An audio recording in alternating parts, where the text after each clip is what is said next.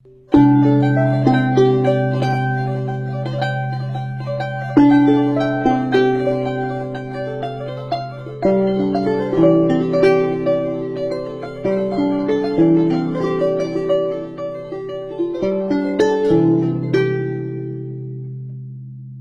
a historic land known to the west as Arakan, there existed a great and powerful Buddhist kingdom for many, many centuries. Obscured by history and politics, this remote, isolated, and little-known land is now becoming known and recognized. The legacy of Arakan is still very much alive, and the Buddhists of Arakan are proud of their unique culture.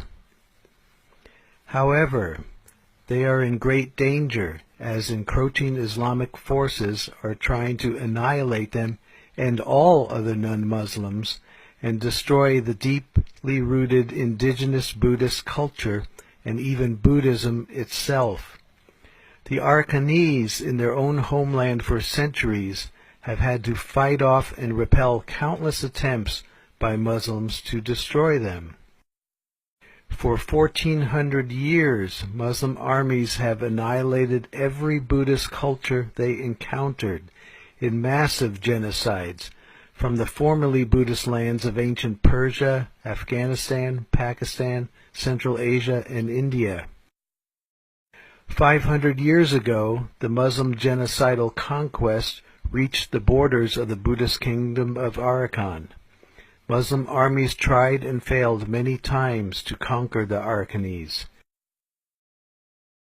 If ever the Muslims succeed, this unique culture of the world will be gone forever in a massive genocidal ethnic cleansing.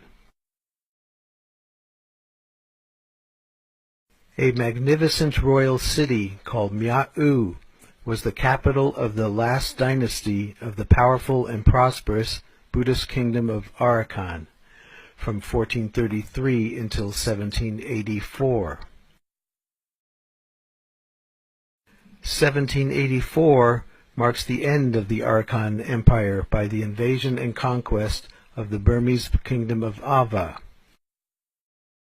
In 1826, the British annexed Arakan, incorporating it into the British Indian Empire. During World War II, Arakan was the scene of horrific fighting as British and American troops fought ferocious battles to drive the Japanese out. Arakan, as part of the new country of Burma, achieved independence in 1948. The ancient royal capital, Mya'u, with its many Buddhist temples and structures spread over a very large area, constitute one of the largest ruined Buddhist cities in the world and is the heart of the Rakhine Buddhist identity. Portuguese, Dutch, and British writers complimented Mya'u as a city comparable and even greater at that time than Amsterdam, London, and Venice.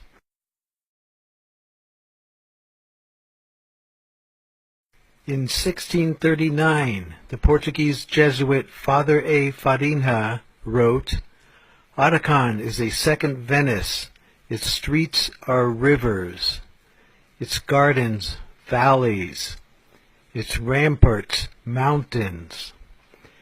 They have chosen for their city a site fortified by nature and impregnable by force of arms." In 1660, the Dutch traveler Gamier Sjoerden wrote, "As we ascended sufficiently high up the mountain, we could descry the city of Arakan and the golden roofs of the palace, which shone magnificently in the rays of the sun. Here and there, both on the mountain and in the valleys, the eye fell upon many Buddhist pagodas, which made the view most enchanting. Indeed, it would be difficult to imagine a more entrancing landscape." For centuries, Arakan was the strongest kingdom in the Bay of Bengal area and beyond. It ruled over vast areas, including Chittagong in present-day Bangladesh, which itself has a history of close to 2,000 years of Vedic, Hindu, and Buddhist empires. The most influential foreign power for the kingdom of Arakan was undoubtedly the Portuguese, who were the first Western powers to navigate, explore, and trade in faraway Asia. The Portuguese and Arakanese formed a powerful alliance.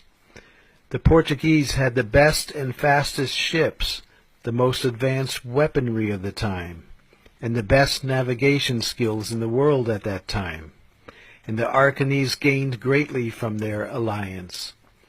There were several thousand Portuguese living in the royal city Mia'u, also in the Portuguese town of Dianga, close to Chittagong. From the 15 to 1700s, Mia'u was at its highest and most prosperous period, and was a highly developed world city. The design and layout of Mia'u and its architecture, temples, sculptures were as great or even greater than other grand cities of Asia and Europe, such as Pagan, Angkor Wat, Ayutthaya, Prambanan, Lisbon, Venice, Amsterdam, and London. Mia'u had complex defense systems, utilizing the natural hills, streams, and rivers, while incorporating moats, earthen ramparts, walls, and forts to protect the central city and palace.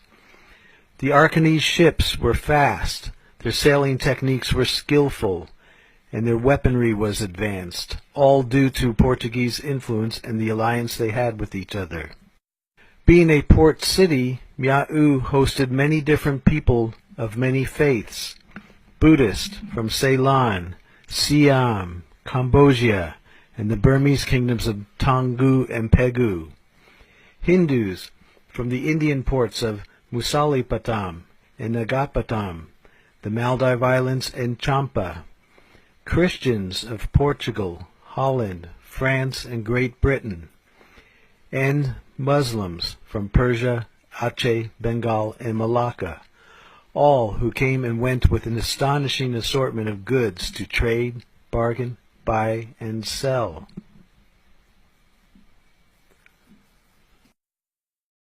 The Augustinian friar Sebastian Manrique, who lived in Arakan for 8 years in the early 1600s, described life in the capital of Mia'u. So numerous were the different classes of dress and language that the eyes were kept busy distinguishing the different nationalities by their apparel. All these foreigners formed streets of shops filled with a great variety of such articles as are produced by the earth: diamonds, rubies, sapphires, emeralds, topazes, gold and silver in plates and bars, copper, amber, musk, incense, camphor, indigo, borax, quicksilver, saltpeter, pepper, cinnamon, ginger, cardamoms, nutmeg, mace, and cloves. Many cloths of the finest cotton and much rich silk were on view, with ebony, ivory, and porcelain. In spite of the great crowds, there was no confusion, but many dances and other entertainments were going on in the midst of them, and the whole scene was most festive. The number of people going to and fro along the canals in every kind of boat was no less.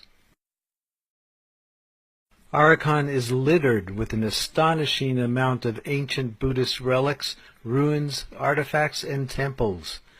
There are ancient Buddhist artifacts in rice fields, forests, and villages, poking out of the thick foliage. Anytime someone digs a hole there is a good chance that they will find an ancient statue, relic, or foundation stones of a centuries-old structure. There are amazing spiraling tunnels under some of the biggest temples of Mia'u, with astonishingly detailed and painted stone carvings depicting so many figurines, from earthy common people and animals to mythological and celestial beings. One can walk in concentric circles around and around, reaching a central shrine in the middle. These are very unique to Arakan. One does not see this technique of temple building, nor these stylings of all the carved figurines, animals, and celestial deities in surrounding areas. These are indeed cultural treasures of the world. Also, very unique to Arakan are the Buddhist caves, carved into the exposed rock cliffs. These caves are in Ponajan, an hour or two from Sitwe. This is in Paukta, several hours by very pleasant boat from Sitwe.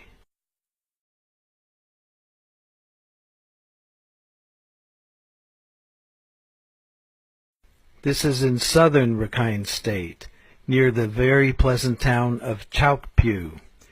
Notice the fascinating figures that are prominent in the folk and mythological lore of the Arakanese.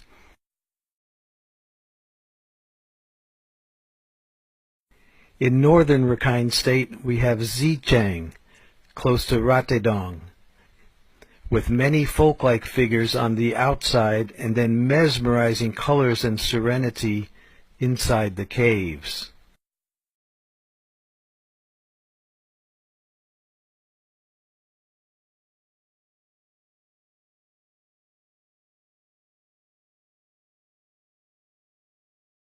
The most magnificent Buddhist caves of Arakan are here in Gudong, also very close to the town of Ratedong in northern Rakhine State. The mythological figures are a fascinating legend of a world culture that the world barely knows. All of these caves are very unique to Arakan and deserve to be recognized, saved, protected, and preserved. This site in Gudong and the previous site in Zichang are both in great danger of being destroyed forever. In 2012, thousands of Muslims marched over from nearby Muslim villages to the large Buddhist village of Gudong, which sits in front of these Buddhist caves. As the Muslim mob started to attack and burn the village, every Buddhist man and boy had to run out and form a defensive line to protect the village and their sisters, daughters, mothers, and wives. The goal of the Muslims was to burn the entire village, kill or drive out all of the 1,500 villagers, and then they would have an orgy of destruction as they would break and destroy everything you have seen here. The Muslims believe they have the divine right to completely destroy all statues and figures because the Quran tells them to. The Buddhists held a line and prevented the Muslims from achieving their goal. However, 11 men and boys were killed as they defended their village, their women and kids. The legacy of Arakan lives on. These are the descendants of those who built the magnificent structures behind them.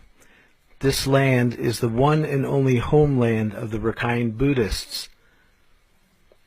The men play sports, the women talk at the wells, and life is simple, or it could be, if not for the dangers from an alien culture who wants to exterminate all of these people and take the land from them.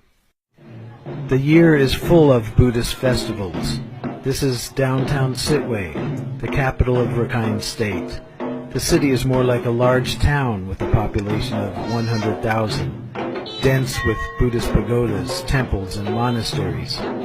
This street and many parts of Sitwe were set on fire in June 2012 by the Bengali Muslims, and the Muslims will attack, burn, and kill again and again as they have in the past and as they will in the future. The people who are this living legacy of the kingdom of Arakan deserve to be known and protected, and their culture can be recognized and preserved as a unique world culture, and those who want to destroy it must be stopped. Currently, much of the world has maligned these indigenous people, buying into the false and manipulative media, which has fooled so many. Truth will ultimately prevail, and this ancestral and cultural homeland of the Rakhine Buddhists can be peaceful and prosperous once again.